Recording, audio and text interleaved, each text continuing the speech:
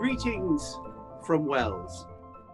Today is a rather special day for me because today I have been at the Goring for 30 years. I have so many amazing memories from that period. The first memory, of course, is George Goring, who was the consummate hotelier. He cared only about his guests and, of course, his horses. He was infectious in his laughter, in his fun, and in his dedication to hospitality, which, of course, is the world that he grew up in, having inherited the hotel from his father. He was the third generation of Gorings, and he was the man who actually employed me. He was a bit unsure about my rather odd shirts and ties, but fortunately for me, he said yes. And my memories of George Goring are wonderful. One of my most cherished memories was the day we discovered that Her Majesty the Queen had granted the hotel her royal warrant. We were the first hotel ever to have been granted a warrant by Her Majesty the Queen, and indeed by any reigning monarch, and we remain so today. One of the greatest memories I have, of course, has to be the royal wedding.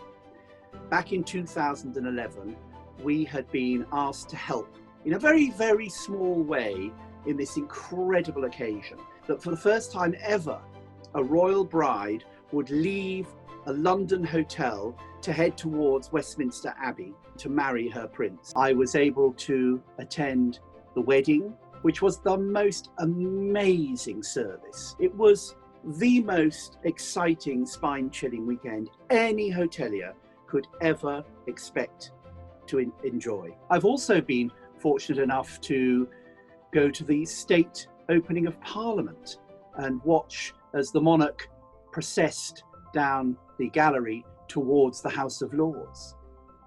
One of the things I remember most fondly of those 30 years is the amazing refurbishment that has taken place at the hotel. Especially in the last 16 or 17 years since Jeremy Goring's been with us, we were going to redo the front hall and the lobby, and it was decided that we really needed to close for that. So having not been closed by 2 world wars, we did eventually have to close for some hand-painted wallpaper. The Duchess of Cambridge very graciously agreed to come along and reopen the hotel by painting the main on the unicorn that was in this fantastical wallpaper. One of my happiest memories is the day we won the Michelin star for the restaurant. And of course, it's always been a celebration of everything that's good about British food, like our amazing lobster omelette, which is so loved by all our guests. If we took it off, there would be a riot. Our egg strum kilbo. This is a homage to one of our most famous guests, Queen Elizabeth, the Queen Mother. It was her favourite dish, and we've put a much more modern interpretation onto the dish, and it remains one of the best sellers in the restaurant. I remember when I was restaurant manager, we used to have Jean Simmons came and stayed every summer. And on one occasion, I was lucky enough to serve and have a long chat with her guests that evening, the Golden Girls, who of course were all over television at that time and were truly amazing and funny. I couldn't believe that I'd served mashed potato to the Golden Girls. We also used to have Christopher Plummer stay with us. And I remember Christopher hanging over the railings of his balcony, trying to help us to catch the ducklings, which kept avoiding us in the back garden. I remember having to ask Russell Crowe to get down from the bar at the wake for Richard Harris, the actor. The Pope came to Great Britain for a state visit a few years back. And although the Pope stayed with his own papal legate, we had the rest of the party with us, and they were all in full regalia, looking absolutely magnificent. I think there was more taffeta silk on those gentlemen than we have in most of our curtains. Of course, not all memories are necessarily happy ones. And I remember returning to the hotel in a taxi cab when I heard that an aeroplane had flown into one of the Twin Towers in New York. Our feelings were of desolation. We had many Americans who were really unable to return because of the flights not going. And so we spent a lot of time taking care of them as our guests. And there were lovely moments as well. Our neighbour over at Buckingham Palace, the day after this incredible tragedy, I remember standing in front of the palace gates and hearing the band, the Household Cavalry Band, playing not our national anthem, as they do every morning when they change the guard, but the American national anthem, as we stood side by side with you, our American friends. One of my greatest memories has to be the centenary party. 100 years is a long time for a hotel to be in existence, but to be still owned and operated by the family that actually built it is extraordinary. And we remain now the only hotel in London to actually be owned and run by those who built it. There was a huge party. We covered the back garden, which is just a little bit bigger than the centre court at Wimbledon. We covered it with an enormous marquee, and we had 1,000 guests. Those guests included people like Margaret Thatcher, who was a great supporter of the hotel. And I remember we read out a wonderful message from Her Majesty the Queen. The band of the Coldstream Guards played some of our national music.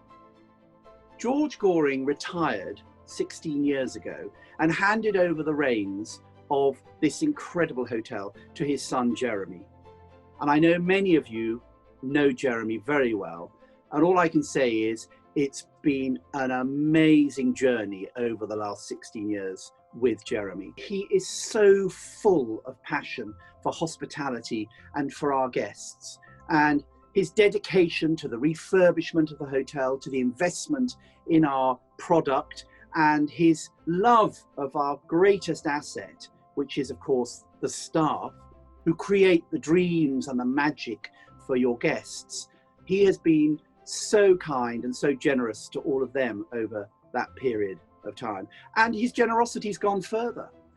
Jeremy has set up the Hotel School, which is in conjunction with a homeless charity just round the corner from us. And I'm pleased to say that they've had a huge success rate at getting disadvantaged people into this incredible hospitality industry. I also remember fondly all the amazing awards that our team have won. One of the greatest moments was in Las Vegas, when I had to go up and accept our award as Virtuoso Hotel of the Year. I didn't think for a minute we were going to win it, because our table was right at the back of this enormous dining room. I mean, we were practically by the loos. Well, would you believe it? We did win.